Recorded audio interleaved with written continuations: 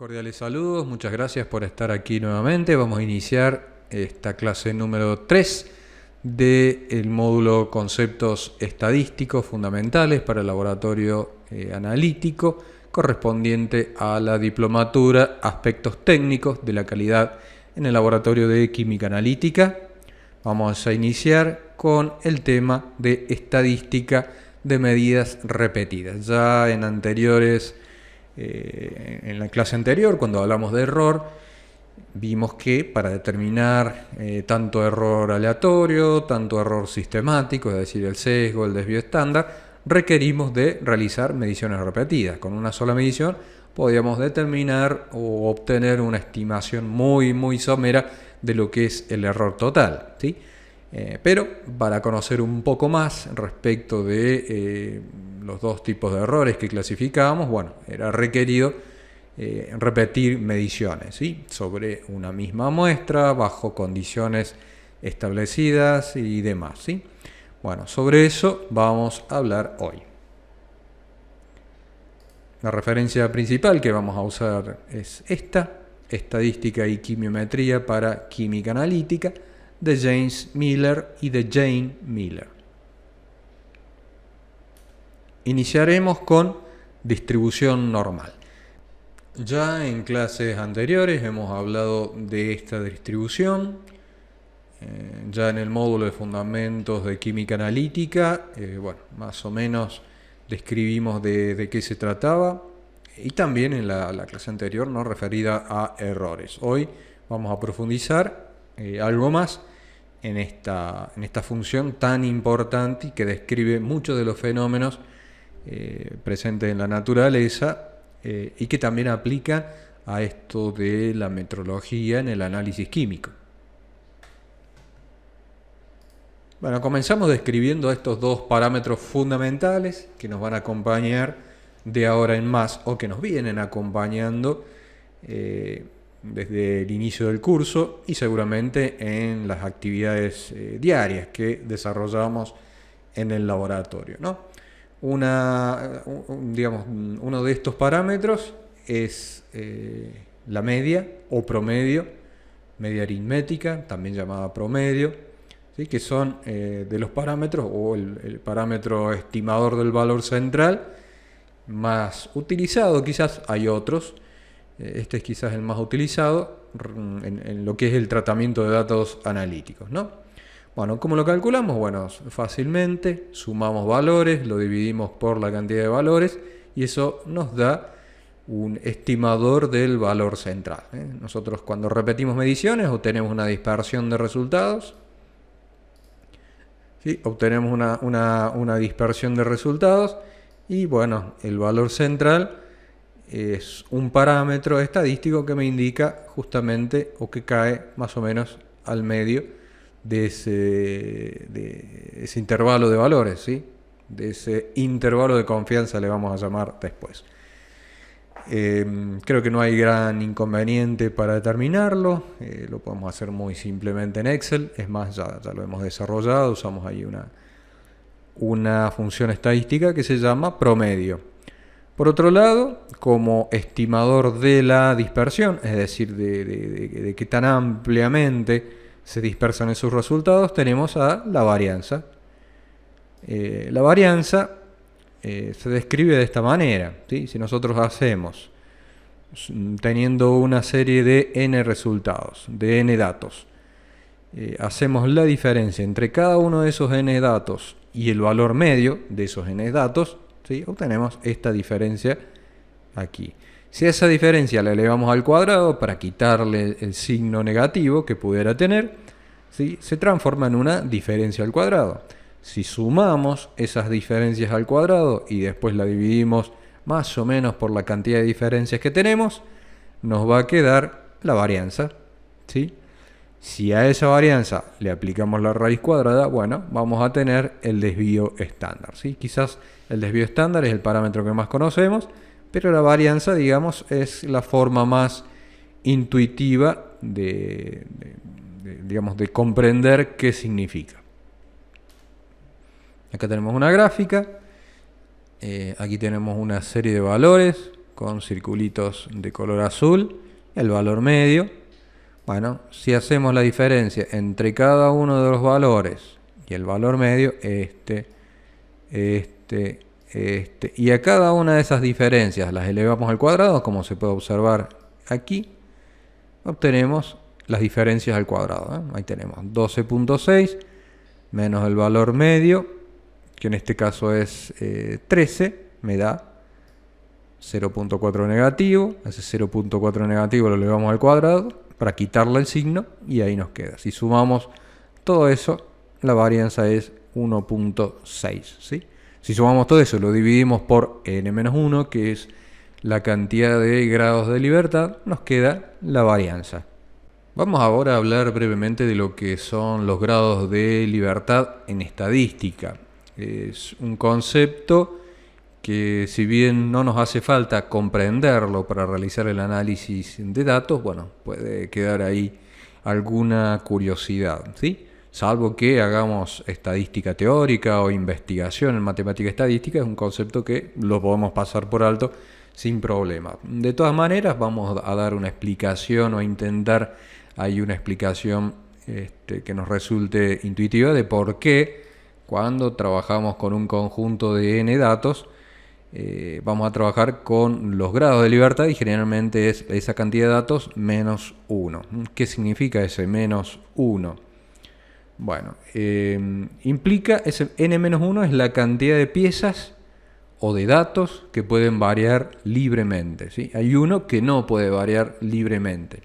Imaginemos que hemos hecho 4 mediciones de pH, ¿sí? Y acá tenemos a los 4 valores obtenidos con un pHímetro X. Bien, calculemos, por ejemplo, uno de los parámetros estadísticos más usuales, estimador del valor central, como el que acabamos de mencionar, la media aritmética. Para calcular entonces la media aritmética, necesitamos primero sumar los valores, vamos a hacer todo manual, ¿sí? Necesitamos sumar todos los valores, ese es el valor de la suma.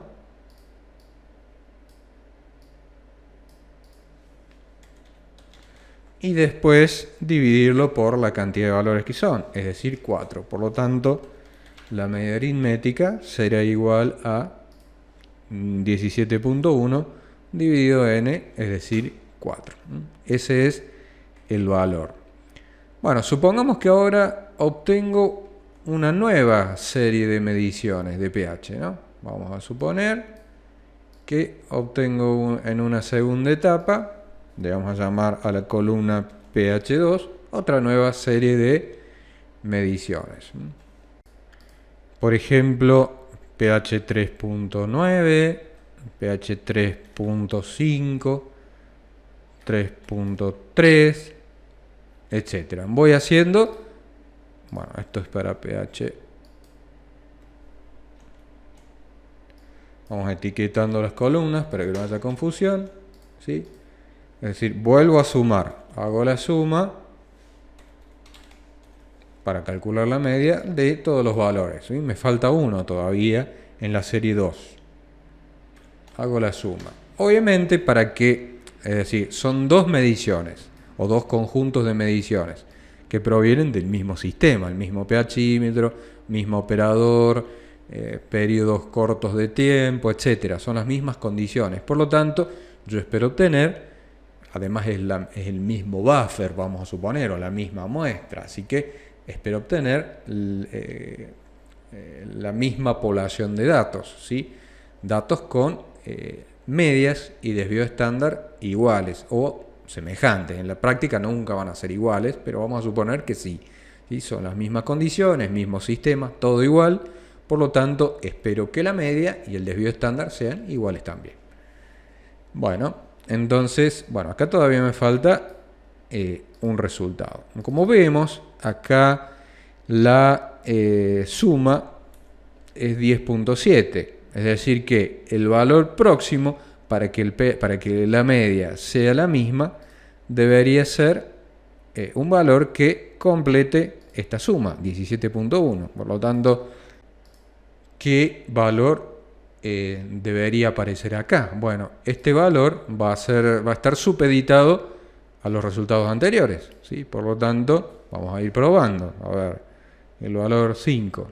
Si pongo el 5, bueno, no me da 17.1 para mantener el mismo promedio. Vamos a hacer el cálculo ahí ya. Perdón, era esto sobre esto, ¿sí? Bueno, todavía no son los promedios iguales. Si acá le pongo 6, bueno, el promedio no es igual. Si acá le pongo 6.5, ¿sí? Bueno, ahí me pasé. El promedio es un poco mayor. Y si yo agrego 6.4, bueno, ahí sí. La suma obviamente concuerda. El n es el mismo, obviamente. Y la media son iguales. Es decir que este valor, es decir, para que se siga manteniendo la misma media, porque son dos muestras de la misma población de datos, el valor que debe ir aquí es 6.4, ¿sí? Entonces, este valor depende de los otros. Es decir que cuando yo genere resultados, estos resultados se mueven, pueden tomar el valor que quieran, este otro también, excepto este 4 que depende de los 3 anteriores, ¿sí? Para mantener la media y obviamente para que pertenezca a la misma población de datos. Entonces hay, de los 4 valores, 3 se mueven libremente. Por lo tanto, los grados de libertad, en este caso, es igual a n, la cantidad total, menos 1, que es el que no puede moverse libremente. Son 3 grados de libertad. Obviamente esto en la práctica no es así, en la realidad no es así. Yo estoy midiendo pHs y al pHímetro no recuerda cuál es el valor anterior. Es decir, son resultados independientes entre sí, ¿sí? Esto simplemente para ilustrar ese concepto matemático de grados estadísticos. Es un concepto matemático y no es un concepto referido a ese proceso de realizar una medición, ¿sí? Ese proceso físico, químico de realizar una medición, ¿ok? En la práctica no es así. Como cuando, no sé, pensemos en qué significa resultados independientes. Nosotros jugamos a la ruleta, ¿sí?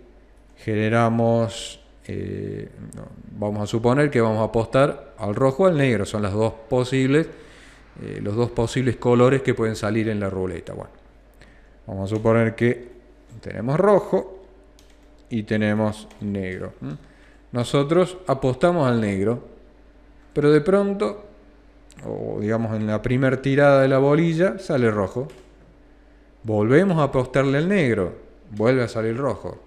Volvemos a apostarle al negro y sale rojo. Entonces ya convencidísimos le jugamos todo nuestro salario al negro porque pensamos o razonamos de la siguiente manera: ya salió 3 veces el rojo, entonces ahora debería salir el negro. Pero no, nos llegamos a la sorpresa y vuelve a salir el rojo y perdimos todo nuestro salario. Bueno, ¿por qué ocurre eso? Bueno, los resultados son independientes entre sí. En la cuarta tirada de la bolilla de la ruleta, bueno, la bolilla, el sistema no sabe qué número salió anteriormente, ¿sí? Entonces son resultados independientes entre sí. Esa independencia también se observa en las mediciones, donde cada resultado que uno obtiene es independiente del anterior, ¿ok? Vamos a observar diferencias aleatorias en torno al valor promedio, ¿sí? Valores por arriba, valores por debajo del valor promedio, sin que podamos predecir el signo de esa diferencia. Bueno, ya lo explicamos anteriormente cuando hablamos de errores aleatorios. Vamos a tratar ahora los conceptos de población y de muestras de datos de resultados.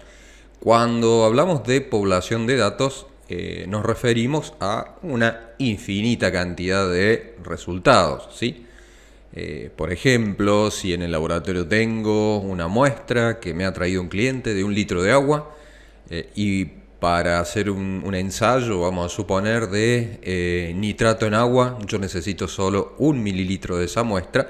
Bueno, evidentemente esa muestra que nos trajo el cliente contiene 1000 mililitros, por lo tanto existe la potencialidad de realizar 1000 análisis, 1000 determinaciones, ¿ok?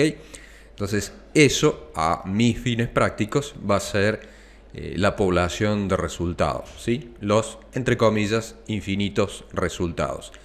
En la práctica, rutinariamente yo no hago 1000 determinaciones, ¿eh? Haré una sola, haré 2, haré 3 a lo sumo, y no más que eso. Por lo tanto, esas 2, esas 3, esa una determinación es una muestra de resultados de esos 1000 potenciales resultados que podría eventualmente yo realizar en el laboratorio, ¿sí? Entonces, bueno, de manera genérica yo digo que población se refiere a infinitos datos o 1000 datos o una gran cantidad de resultados, ¿sí? Cuando digo resultados de datos, bueno, son sinónimos en este caso. Lo cierto es que a los fines prácticos no voy a poder trabajar con una población de datos, por lo tanto solo voy a tomar una porción de esa población y esa porción es una muestra. Se considera que un n inferior a 30 lo podemos considerar una muestra, es decir, de esos 1000 resultados que tengo potencialmente por obtener, yo solamente me voy a quedar con 20, 15, 10, etc., con una muestra. A mí me interesa, con algún objetivo, conocer características estadísticas de la población, ¿sí? Como son la media, por ejemplo, el desvío estándar. La media simbolizada con la letra griega mu, el desvío estándar simbolizado con la letra griega sigma. Bien, eso es lo que yo quiero obtener, mu y sigma, pero obviamente que como no voy a trabajar con la población de datos entera, sino solo con una porción de esta población, es decir, con una muestra, yo voy a obtener la media x barra y el desvío estándar S. La media X barra obviamente es una inferencia de la media mu, es decir, que esta media X barra se va a aproximar a mu. Mientras más grande sea el n, esta X barra se va a parecer cada vez más a mu. Lo mismo con S. A mayor n, cuando n tiende a infinito, S tiende a sigma. El objetivo entonces es que, bueno, obtener en definitiva o inferir mu y sigma a través de X barra y de S. Aquí en la pantalla ahora tengo una serie de 50 determinaciones de concentración de anión nitrato en una unidad de concentración, microgramos por mililitro. Bueno, son 50 determinaciones. Podemos considerarla como una muestra grande o quizás como una población. Bueno, vamos a suponer que esta muestra o estas mediciones fueron realizadas sobre una muestra que proviene de un tanque, ¿sí?, de agua al cual se le está queriendo determinar su calidad para uso humano, digamos, como agua de bebida. Bien, vamos a ver qué características estadísticas tienen estos resultados, ¿no? Son 50 determinaciones, fíjense que no son diferentes, es decir, son muy semejantes, 0,51, 0,49, 0,48, 0,52, etc. Son resultados repetidos y vamos a ver qué aspectos tiene. ¿Qué aspecto tiene la distribución de estos datos? ¿Sí? Nosotros nos vamos enfocando hacia lo que es la distribución normal. En clases anteriores hablábamos de pensar en cómo estos resultados se amontonan, ¿sí?, entre comillas, se amontonan, con perdón, de los estadísticos que pudieran estar escuchando esto, ¿sí? Pero bueno, nosotros que somos usuarios de la estadística nos interesa conocer estas herramientas estadísticas y las descripciones y demás de la forma más amena posible, por decirlo de algún modo. Bien, ¿cómo podemos hacer para conocer cómo estos resultados se distribuyen? ¿Sí? Pensando en lo que es la distribución normal. Bueno, la primera manera es construyendo una tabla de frecuencias. ¿Qué es una tabla de frecuencias? Bueno, Ordenamos los resultados, por ejemplo, de menor a mayor, y vamos contabilizando cuántas veces se repite cada uno de los resultados, ¿sí? 0,40, ahí tenemos desde el menor 0,46 microgramos por mililitro hacia el mayor 0,53 y vemos cómo se repiten. Bueno, 0,46 se repite una vez, 0,47 se repite 3. Hay una mayor ocurrencia entre 0,49, 0,50 y 0,51 y después vuelve a caer esos recuentos, ¿no? Para estos valores de concentración. Podemos ver que hay una mayor ocurrencia entre esos valores. Entonces, mirando simplemente esta tabla, pensamos, bueno, ¿qué probabilidad hay de obtener el valor 0,49, 0,51? Bueno, hay por ejemplo, 0,50. ¿Qué probabilidad tengo? Bueno, en principio, la probabilidad será de aproximadamente 10 sobre 50, es decir, un quinto, ¿sí? Una probabilidad de un quinto, es decir, un 20%. Hay una probabilidad más o menos del 20% de obtener el valor 0,50. Y bueno, lo mismo podría calcular para 0,51, para 0,52, etc. Es decir, estos números son aproximados, ¿ok? Si vuelvo a generar 50 nuevas determinaciones, voy a obtener una tabla de frecuencias muy parecida, obviamente bajo las mismas condiciones, ¿sí? El mismo tiempo, mismo momento, mismo operador, mismo equipo, obviamente la misma muestra. Si es otra muestra diferente, obviamente la concentración me va a cambiar seguramente. Entonces, si vuelvo a repetir, quizás voy a obtener la misma frecuencia de ocurrencia para 0,49, 0,50, 0,51.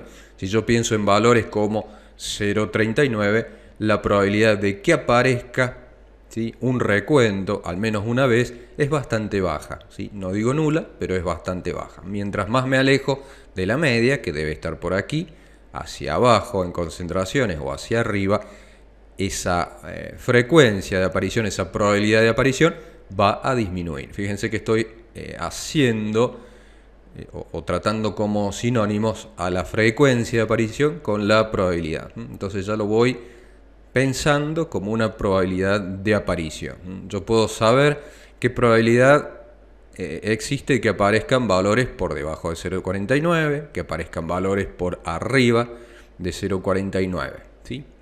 Bueno, ahora vamos a graficar esta tabla de frecuencias con una gráfica de barras como la que vemos a continuación, ¿sí? Ahí tenemos esta gráfica de barras donde están las frecuencias.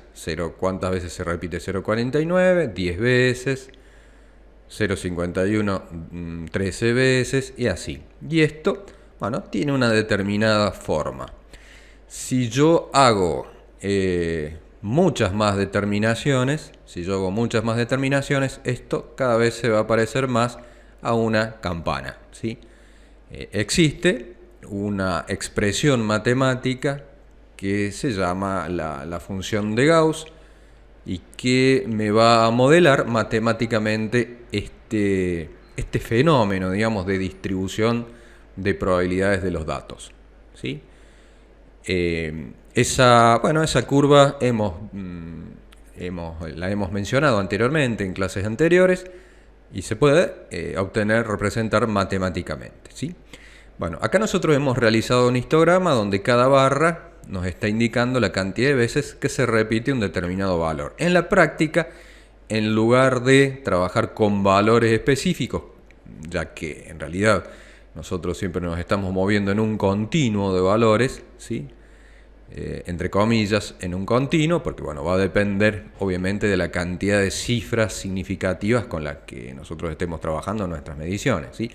En realidad se trabaja con intervalos, ¿sí? Entre 0,50 y 0,51, entre 0,51 y 0,52, etc. Y yo aquí coloco intervalos en lugar de valores como este, ¿no? Vamos a hacer después algún ejercicio respecto de un histograma. Bueno, entonces a esto yo lo puedo modelar con una curva y nos va a quedar de esta manera, ¿sí? Ahí tenemos nuestro histograma, nuestra gráfica de barras, que en realidad lo llamamos histograma, y la curva matemática que le corresponde. Para construir esta curva nosotros simplemente necesitamos dos parámetros, que son la media y el desvío estándar, ¿sí? Entonces nosotros simplemente nos vamos al papel, por hablar de forma antigua, ¿sí? Nos vamos al papel y escribimos la media y el desvío estándar. Bueno, acá tenemos la ecuación de la curva, la expresión matemática de la curva normal, f de x. Bueno, ahí tenemos 1 sobre, acá tenemos el desvío estándar, sigma, exponencial, y la media. Son los dos parámetros que van a alimentar mi función normal, mi función de Gauss, ¿sí?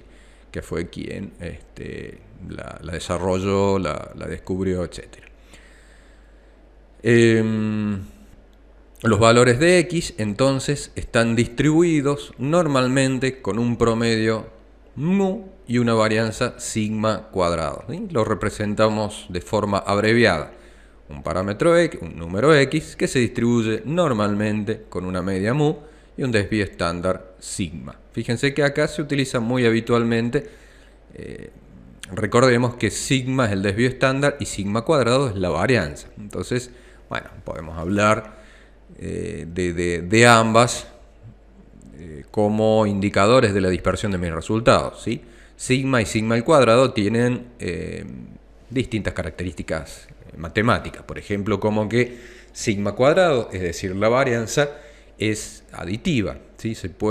Las varianzas se pueden sumar entre sí, se pueden restar, mientras que no podemos hacer eso con los desvíos estándar. Generalmente uno transforma de desvío estándar a varianza. Sí, los que ya han avanzado, por ejemplo, con el cálculo de la incertidumbre, habrán visto que se suman incertidumbres al cuadrado, ¿sí? Siempre sumo incertidumbres al cuadrado, o de pronto necesito hacer resta de incertidumbres, siempre es al cuadrado porque se expresan como varianza, y las varianzas tienen esa característica de ser aditivas, ¿no? Algebraicamente hablando. Bueno,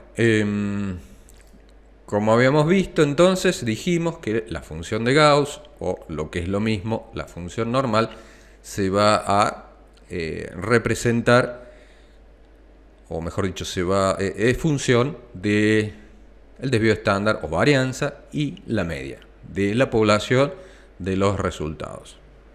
Nos vamos ahora al Excel.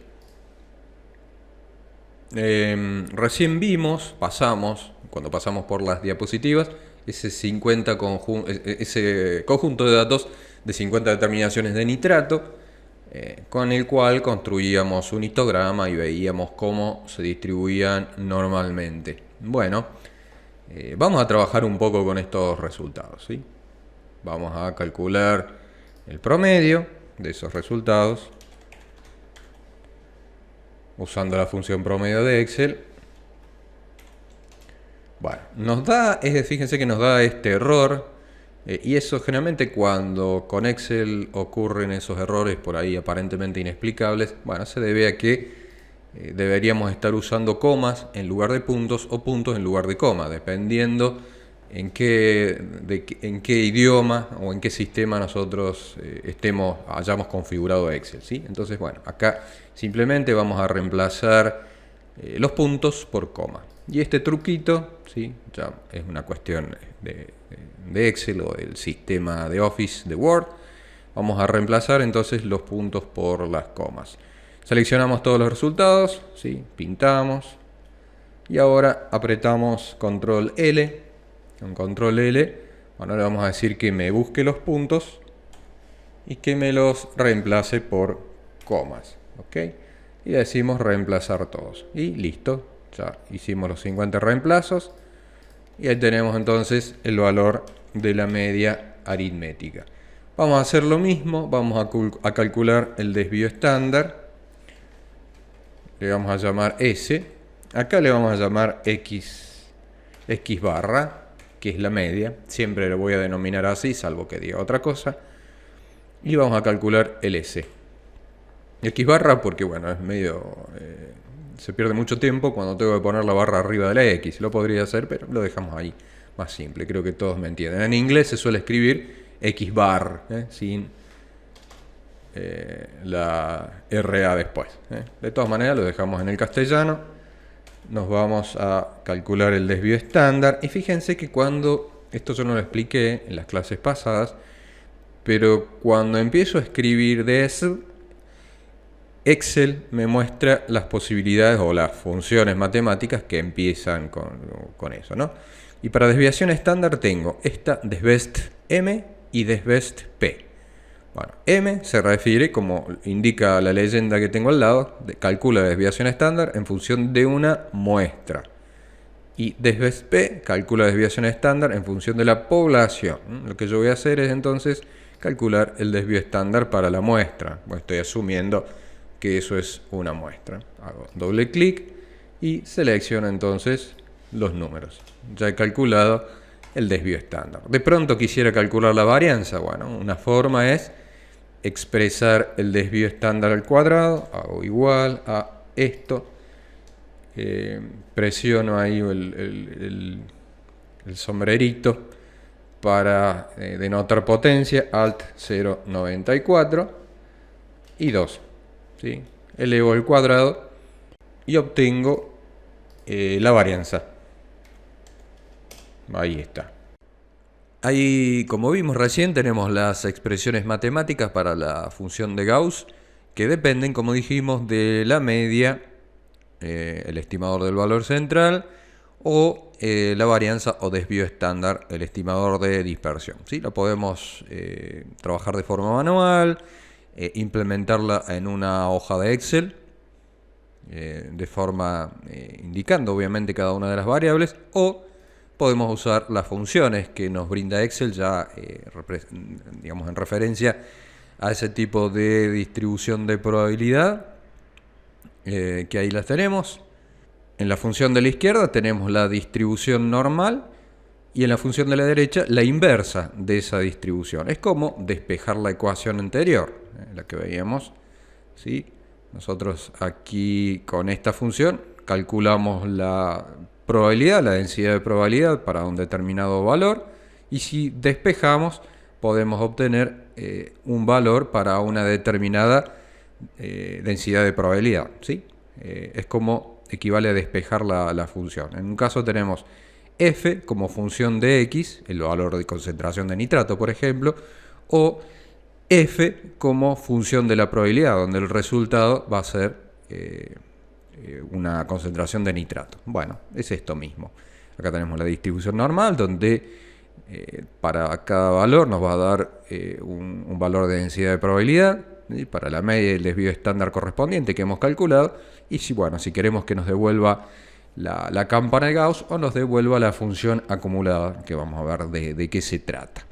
Y a la inversa, nosotros agregamos o colocamos el valor de probabilidad y con la media y el desvío estándar nos va a devolver el valor correspondiente de concentración de nitrato para el ejemplo que vamos a tratar. Bueno, ahora nos vamos nuevamente al Excel. Yo he agregado ahí una captura de pantalla con las funciones, como para que quede de ayuda a memoria. Y vamos a trabajar con la función de la izquierda, con la distribución normal, ¿sí? Y lo que vamos a representar, entonces, como vimos recién en el PowerPoint, ¿sí? La superposición, que vamos a verlo, ¿sí? La superposición de las funciones. Ahí está. Nosotros básicamente tenemos este histograma y lo que vamos a elaborar es la función matemática correspondiente, ¿sí? Con esas funciones de Excel. Volvemos entonces a la hoja de Excel. Corremos un poco estas capturas por acá, ¿sí? Bueno, vamos a digamos, el eje X va a estar dado por las concentraciones. Vamos a establecer un rango.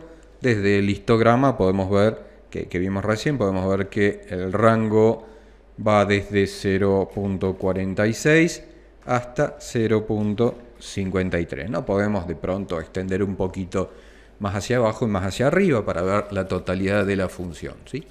Entonces vamos a ingresar el primer valor, 0.46 acá arriba. A esto le vamos a llamar concentración de nitrato, o simplemente lo escribimos como NO3. Entonces sabemos que se refiere a las concentraciones de nitrato.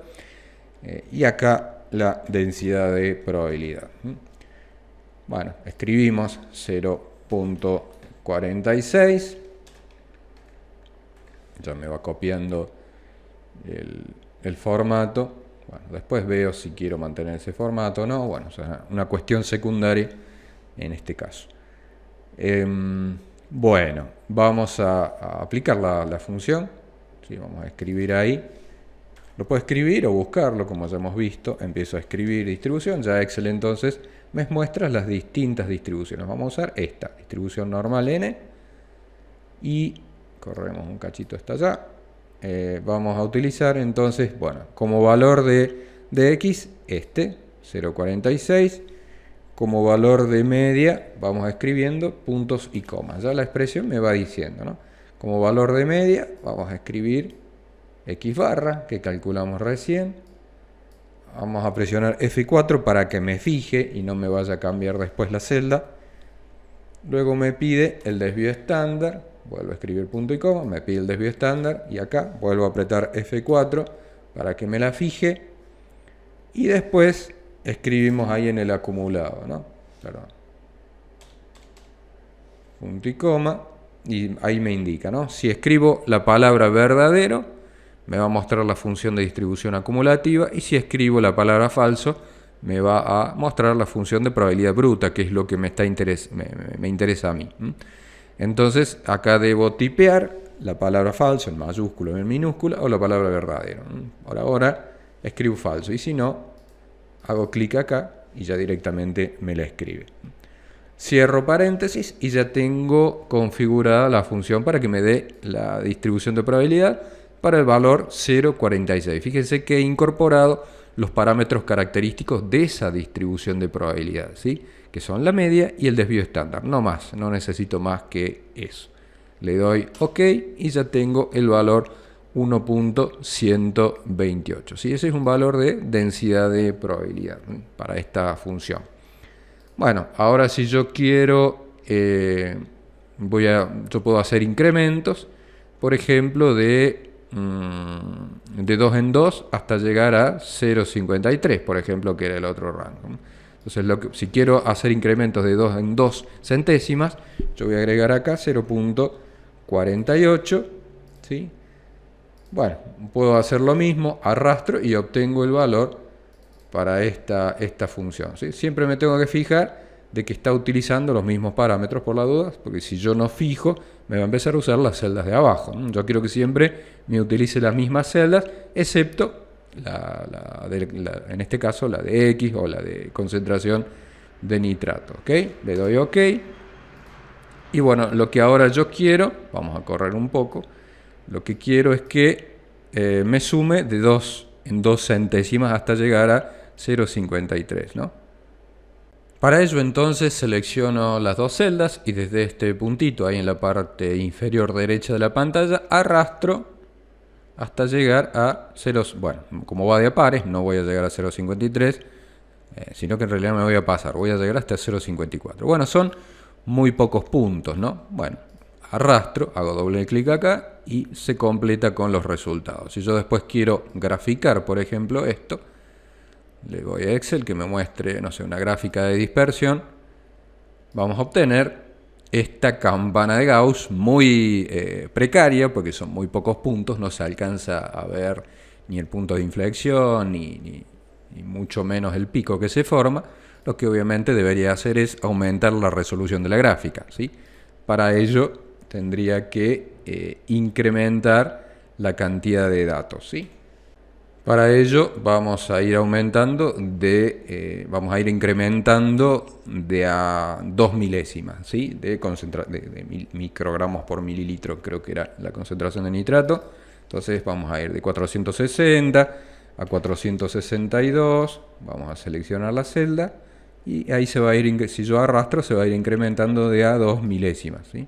Entonces, hasta llegar a 0,53 más o menos. Bueno, hasta ahí. Entonces, bueno, corremos la gráfica para acá, la vamos a volver más chiquita. Y ahora de nuevo arrastramos. Bueno, borramos esto para que podamos hacer doble clic aquí y que se completen automáticamente los datos. Y ahí tenemos entonces nuestra distribución. Si ahora graficamos estos resultados, nos vamos a insertar, que nos muestre las gráficas recomendadas. Y ahí tenemos la función de Gauss.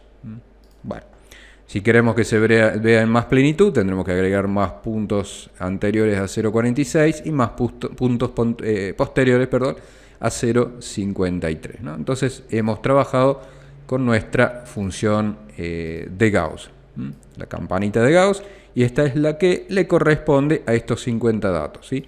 Ahora nosotros podemos construir un histograma si queremos y con una tabla de frecuencia y superponerle esta función matemática, ¿sí? Que tenemos ahí. Bueno, a esto le podemos quitar los puntos, dejar solamente la línea, cambiarle el color, etcétera, lo que sea. Nosotros podemos seguir arrastrando un poco más y completar y llegar hasta 0,55, por ejemplo.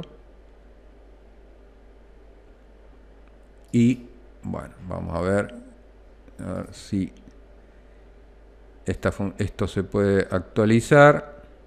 Bueno, no se me actualiza automáticamente. Tendría que reemplazarlo. De nuevo, selecciono las dos columnas, me voy a gráficos recomendados y ya tenemos la función un poquito más completa, ¿no? Puedo agregarle más puntos hacia abajo. Como vemos, acá nos muestra entonces la densidad, la función de Gauss, en definitiva, la densidad de probabilidad para cada punto, ¿sí? Que por ahora estos resultados ya vamos a ver cómo lo vamos a utilizar. Simplemente es la función de Gauss para este conjunto de datos, ¿sí? Bueno, hasta ahora hemos aprendido a utilizar con Excel la función de distribución de Gauss. Estos valores, como dijimos, son relacionados a densidad de probabilidad. Después vamos a ver cómo normalizamos esa salida de la función de Excel para poder determinar probabilidades de ocurrencia de resultados dentro de determinados intervalos, etc. Bueno, ahora vamos a usar esta función de otra manera, ¿sí? Como función acumulada, y vamos a ver qué nos muestra Excel. Entonces, de nuevo, vamos a usar esta misma función, copiamos y pegamos acá. Acá la vamos a usar, entonces acá le vamos a llamar distribución, densidad de probabilidad acumulada. Bueno, acá lo único que tenemos que hacer es simplemente reemplazar falso por verdadero. Entonces ahí me va a mostrar la función acumulada. Bueno, le doy Enter y ahora yo voy a hacer doble clic hacia abajo. Y bueno, vamos a expresar de nuevo esta gráfica. Vamos a usar esa función, esa columna más esta otra, esta columna más esta otra. Fíjense que yo no van a ver mis dedos sobre el teclado, pero lo que estoy haciendo es, primero hago clic aquí arriba, selecciono la columna de concentración, y ahora, mientras mantengo apretado el botón control de mi teclado, de mi PC, selecciono la columna de la derecha, ¿sí? De distribución de probabilidad acumulada. Entonces me voy a insertar gráficos y ahora veo esta gráfica de aquí, ¿sí? Vemos que es lo que hace es acumularme densidad de probabilidad, ¿sí? Lo que en realidad hace es, bueno, tengo esta densidad de probabilidad. Para el segundo punto tengo la densidad de probabilidad del segundo punto más lo que está por debajo de ese punto, acumula. Lo mismo para el tercer punto, lo que hace es sumar integrar la densidad de probabilidad de ese punto más la densidad de probabilidad de los puntos anteriores hasta llegar a 0 y así sucesivamente. Entonces lo que me muestra es la densidad de probabilidad acumulada. Vamos a ver más adelante, las probabilidades siempre son de 0 a 1. ¿sí? Por lo tanto, cuando yo estoy en un extremo, por ejemplo, en el extremo derecho, en 0,54, lo que ha hecho es integrarme, acumularme todas las probabilidades anteriores, ¿sí? Como vemos, esta función tiende a 1. La densidad de probabilidad acumulada tiende a 1. Ya vamos a ver qué utilidad le vamos a dar a eso. Ahora vamos con la función inversa. ¿Sí? Recuerden que íbamos a usar, o que mencionamos ahí en la diapositiva, la función de distribución normal inversa. Bien, buscamos la función.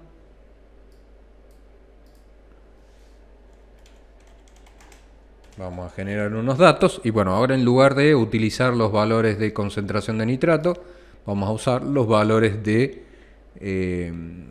distribución de probabilidad, densidad de probabilidad acumulada. Vamos a la función matemática, o mejor la buscamos por acá.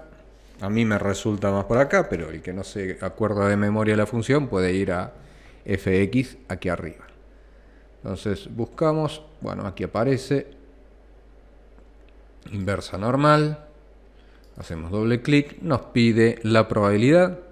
Antes que eso, bueno, ¿qué nos dice? Devuelve el inverso de la distribución acumulativa normal para la media y el desvío estándar, ¿sí? Es decir, que vamos a usar la columna Q, distribución acumulativa. Bueno, volvemos a escribir, que se me borró.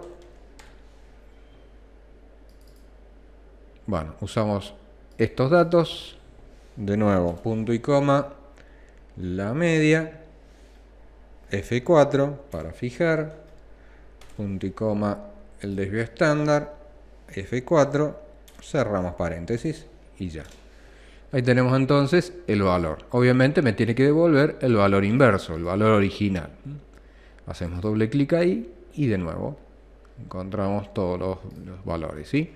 Entonces, usamos primero la función de densidad de probabilidad para obtener el valor de probabilidad, que todavía no es una probabilidad normalizada, es decir, que no vamos a tener una probabilidad de 1. Ya vamos a llegar a eso. Después tenemos la densidad de probabilidad acumulada y la inversa de la densidad de probabilidad acumulada. Lo que más en realidad vamos a utilizar en lo que se refiere al cálculo de probabilidades y áreas en esto de distribución normal, va a ser la densidad de probabilidad acumulada. Y aquí tenemos la inversa, entonces nos vuelve a dar los valores de concentración, como podemos corroborar en la columna O, ¿sí? A estos gráficos de probabilidad, de distribuciones de probabilidad, lo podemos realizar muy fácilmente, por ejemplo, con Minitab. ¿Sí? Nos vamos a gráfica, gráficas de distribución de probabilidad, elegimos una, por ejemplo, ver una sola curva. Nos vamos, bueno, dentro de todas las distribuciones, nos paramos en distribución normal. Yo ya ahí he colocado la media y el desvío estándar que calculamos recién de los 50 datos. Le doy a aceptar y ya tenemos la formulita, mejor dicho, la gráfica. Bueno, no me permite bajarlo, vamos a achicarlo, y ahí está. Ahí tenemos la misma gráfica que hicimos con Excel, pero bastante más rápido. Con Excel tuvimos que generar los datos y demás. Bueno, acá directamente el programa calcula internamente los datos y directamente nos brinda la gráfica, ¿sí? Sin grandes vueltas, ¿sí? Bueno, ahí tenemos, como vemos. Bueno, es un programa especializado en estadística, ¿sí? Bueno, ahí tenemos exactamente las mismas curvas, ¿ok? Bueno, ahora vamos por último a construir un histograma. Vamos a llevar estas gráficas para allá. Bueno, vamos a pintar de otro color o vamos a quitarle el formato a esa tabla para que no nos confundamos y da la impresión que son los datos de la izquierda copiados. Así que vamos a eliminar el formato de esa tabla. Le vamos a quitar el color.